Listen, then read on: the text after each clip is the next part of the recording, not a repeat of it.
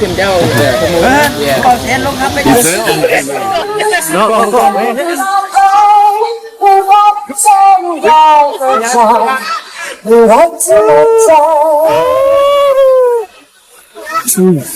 มันคือดีนะ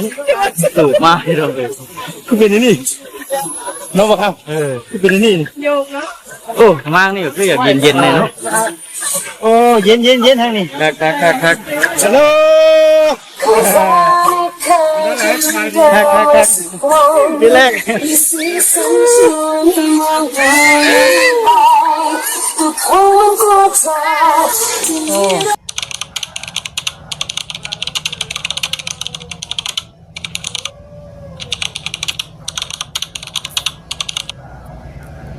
พอละมานี่ก็นั่งเขาเอาปองไว้ใบอย่างนี้แหละบอกเป็นยังป้านี่ก็ได้มันครบมันเบิดอยู่ด้เอ้าเนี่ยว่าอย่างมันจังย่างง่ายได้ชวนกันเมียนอะไรพอเนาะคุณว่านี่มันก็เนี่ยเขาที่งานเลยเขานั่งไปชี้ได้มันนี่แต่ว่าตูดไปไหนอีกในนึงให้แม่นนได้เหยียดแข้งเลยได้อยู่เดี๋ยวไปตูดไปไหนได้เหยียดแข้งเลยเดี๋ยวไปเอาของอ้างอันกระเป๋าใกล้กลัวก็ได้หรอเอาสบายดีชื่อเลยเนาะจูดเลยลอยมาเลยลอยชี้แก้วเลยสบายดีอันนี้เลยจะมาสิลอยใกล้ผัวมันยิ่งเกี่ยวเลยประธานจังหวะนี่อยู่เนาะพี่น้องเนาะทักทายสบายดีด้วยพี่น้องเด้อตอนข่อยมารถมีน่ะขาดมันจะช่วยบทดีวันนี้ได้เลยเอ้าห่อนเลยไปเปิดนี่เนี่ยคู่รถจับฮุบก่อนเลยสายพื้นจะให้กันโอ้อันกับเจ้ารถมียืนอยู่ไทยได้ยังหุ่นย่อยเป็นพวงอยู่ว่าฮุบขึ้นยัดเข่าหนึ่งอัดไปขึ้นเก่าแต่เอ็มใช่เป็นโทษเลยเป็นแต่เอ็มใช่ไหมเนาะตัวใช่สบายดีทีหนึ่งนะพี่น้องเด้อเนาะ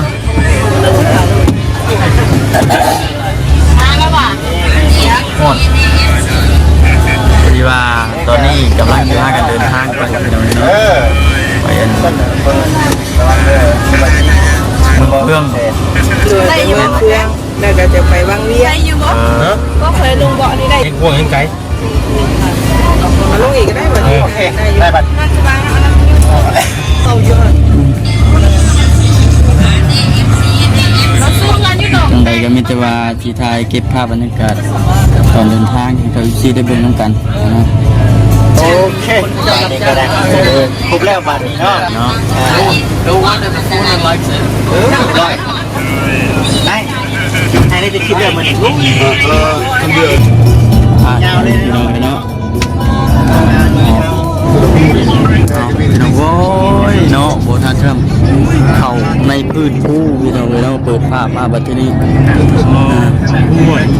อยู่ในอันกล่องปูอยู่ในพื้นพี่น้องเลยเนาะว้าวบริอยู่หนาเลยเขาอยู่ในคอเนาะเข้าเป็นโนนี่ตอนนี้เข้าไปในคอเข้าไปในหูคักพี่น้องเลยเนาะเจาะพื้นก่อนไม่เจาะพื้นก่อนมากกว่าเขาเป็นนูแล้วตอนนี้นะเขาเป็นนูแล้วอยู่ในหูนี่นี่นะทำมาโค้งนี่เด้อทำเลยเจาะลัดเลยนะเจาะลัดเลยยืนทางหน้ามาครับเห็นไหมครับมันเป็นแสงยอดแสงเนาะมันนั่งครับนี่แบบนี้โอ้คักเราจะตายไม่ดีนะเราจะตายไม่ดีนะเอาหอกในหูแล้วเขาจะเป็นหนูแล้วนะตามไปน้ำกันอีกพี่น้องเลยเนาะเดี๋ยวพ่อบนใดชี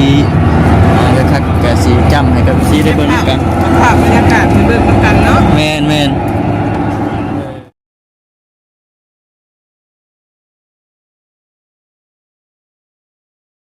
พอต้องทำเหรอพอได้บ้านอยู่ค่ะของเราเลยบอกอันนี้อันนี้มึงดูบ้างเหรอหมดเลยพี่น้องเอ้ยพอมาเมืองเฟืองก่อนเมืองเฟืองต้องยืนให้กันเลยเป็นในบ้านพูกไว้ป่ะฮะนอคำเลยเนี่ยยามหวดมันจะมีเงินกูเลยนอไม่พวก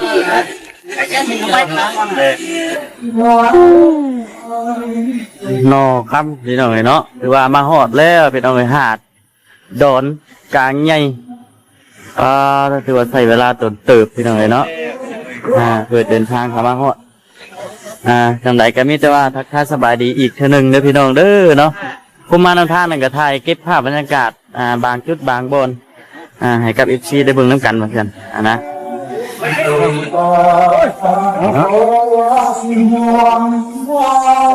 ทางเรา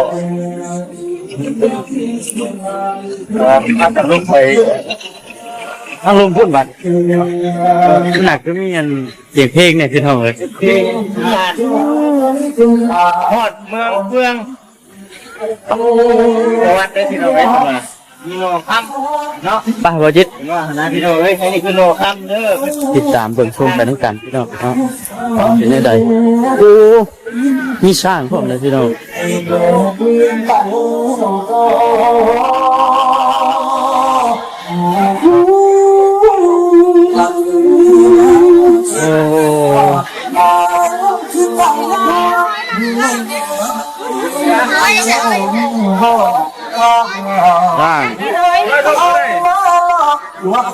ฮันวันเลย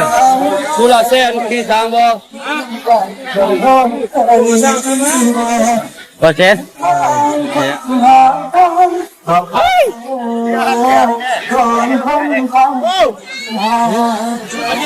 ้ยเลยจ้าประตูเสียตะวันนี่เฮ้ยดูว่า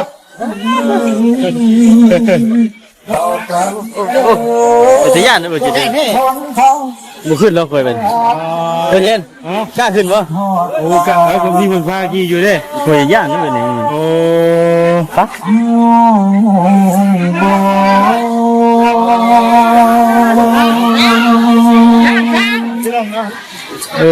นั่ง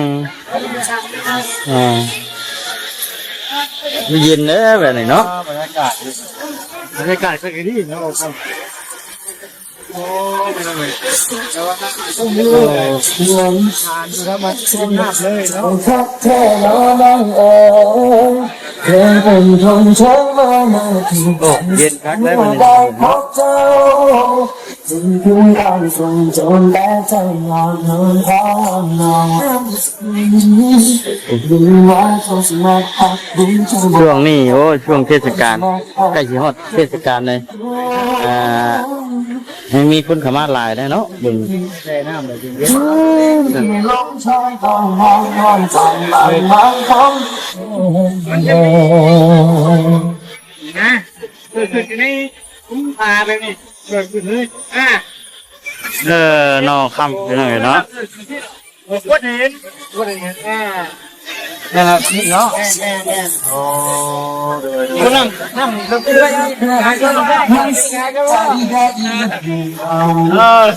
ถ่ายนี่เอาไปได้ทีกันโอ้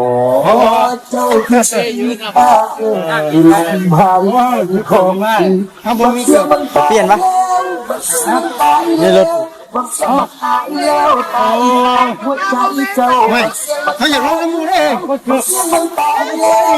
ติดกันก็ได้เลยนั่งกินกันก็ได้เข้าในฮักยังมาท่านได้อยากไปได้ในกินตามพวกตามอย่างเงี้ยพวกตามพวกยำนี่ตามทะเลนี่ตามทะเลบ่เขาจิ้มเลยอ่ะยิงยำอ๋อยิงยำมันบ่เนี่ยทำการต้องสั่งเพื่อนไว้เลยใช่ตามทะเลยำเนาะตามเนาะแล้วสั่งอาหารกับเดี๋ยวพัดสมัยเนาะอ๋อเขาจำเลยบ่หาคนทำไปโอ้ทำไปเอาโดยต้มเข่าเนาะนี่ทำให้ดีดีเนาะแล้วก็ทั้งไงก็เพื่อนแล้วพี่เลยผู้อ๋อ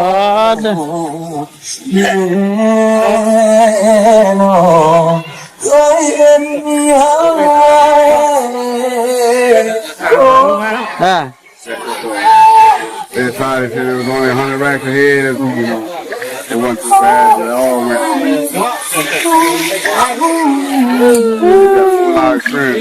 Đặc biệt đó. Đi đây. Yeah, it's like a rocking back and forth. Yeah. แกมอนแล้ว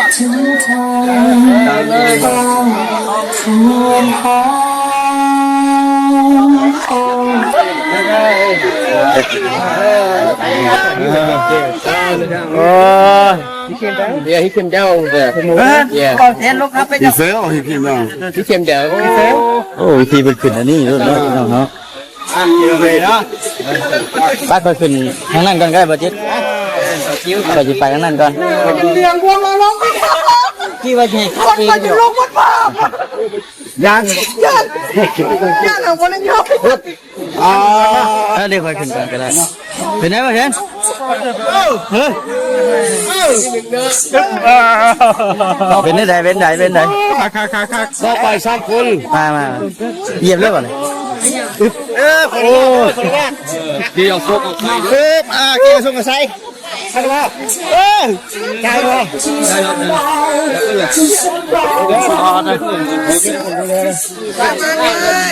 ตายยังเดียวมันคิดแบบนั้นเลยคิดอย่างนั้นจำนี่ป่ะ เกี่ยวเลข ครั้งแรก ก็จะเดือดต้องแบบน้ำลายน้ำลาย โอ้แบบนี้นี่เนาะดูปีนนะเฮ้ยมันเหนื่อยแล้วมั้ยว่าเฮ้ยเป็นนี่นะเห็นเบิ้งเนาะพี่จะลุกเลยมาฟังมาเลยเนาะ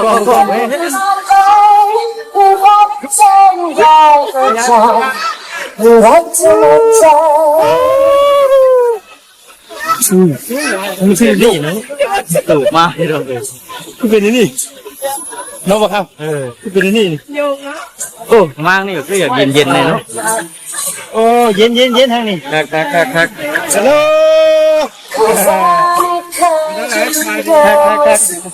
ทีแรก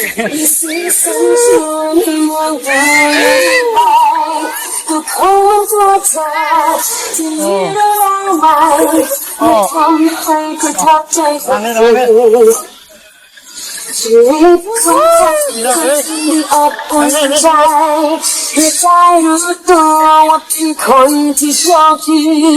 ขอบคุณนะที่ทำให้ทุกนาทีได้มีความหมายที่สำคัญตั้งแต่พบกันวันนั้นใจก็รู้เราจะมีกันวันนี้แค่ต้องการสิ่งที่ให้ทุกคนที่มีปลายทางวันที่มีความหมายไม่ใช่แค่วันตรงนี้แต่ที่นี่ไม่นานจะนานสักแค่ไหนบ้าเนี่ย เธอจะมีฉันมีกันตลอดไปให้พักเส้นได้ก็พอ บ้าเลยแล้วครับ รักเธอหมดใจ ไม่ใช่ดิไปได้ไหมครับเจ้าครับเลยเอา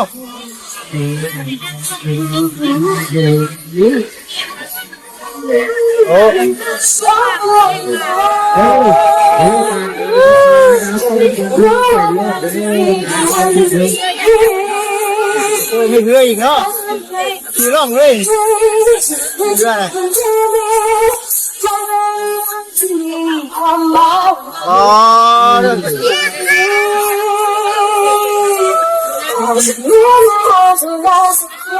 ดีใจพี่น้องเนาะดีใจดีใจ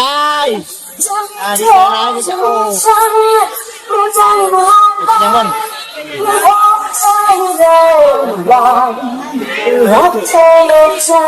ยอด นางเด้อ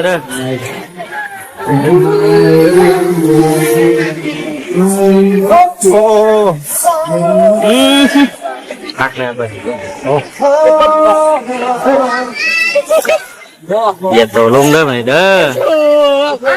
เอาโอเคได้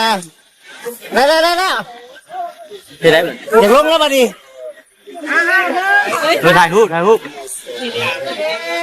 โอเคได้เอาไป โอ้นี่เดี๋ยวผลหน้าไปเลย น้ำพ่นเนาะ โอ้โอเค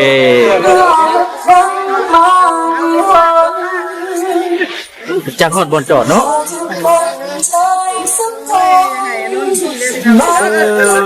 คือคนนี้โอ้ยปัจจุบันเฮ้ยตื่นขึ้นมาใส่แม่ไปจับกันมา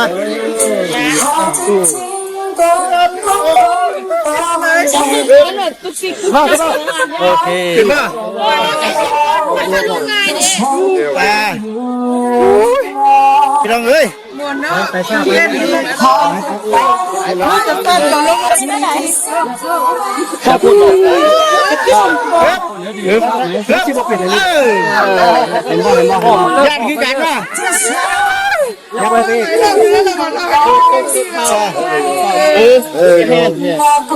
ไปแล้วจับเอา